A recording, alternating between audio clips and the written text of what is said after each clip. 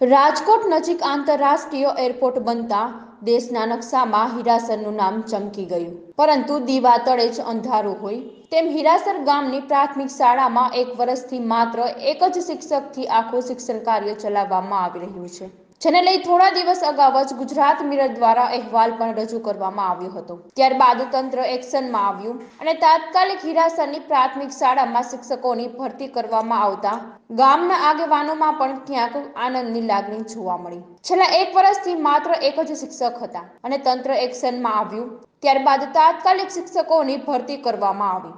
મારું નામ દિનેશભાઈ પોલાભાઈ સોલંકી, ગામ હીરાસર રહેવાનું, તાલુકો રાજકોટ, જિલ્લો રાજકોટ। અમારે શિક્ષણની જરૂર હતી એટલે આ છાપામાં ન્યૂઝ ચેનલમાં દીધી દીધું એટલે એક શિક્ષક આવી ગયા અમારે સાહેબ, એ સારા છે। કેટલા મહિનાથી તમારે શિક્ષકની આ ગામમાં હીરાહાર ગામમાં ઘટ હતી? 6-7 મહિનાથી હતા નહીં। ઘણી વાર કરી હતી, અમારા સરપંચશ્રીને કીધું હતું, મંત્રીશ્રીને કીધું હતું। સારી રીતે, બહુ સારી રીતે કાલ ગાંધીજીનો ઓલું હતું ત્યારે બહુ રમાડ્યા સારી રીતે। 26મી જાન્યુઆરી ગામે સપોર્ટ દીધો, સાહેબે એની મજા આવી કે સારું ગામ છે, પણ આ શિક્ષક એક જ હતા અમારે।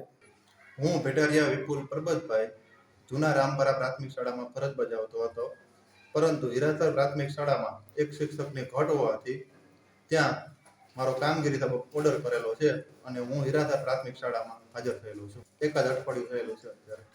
નમસ્કાર, હું સોલંકી યતલ ધોરણ 5માં અભ્યાસ કરું છું, હીરાસરમાં રહું છું। અમારી શાળામાં એક શિક્ષક નવા આવ્યા છે, અમને ભણવાની મજા આવે છે। મીડિયાનો ખૂબ ખૂબ આભાર।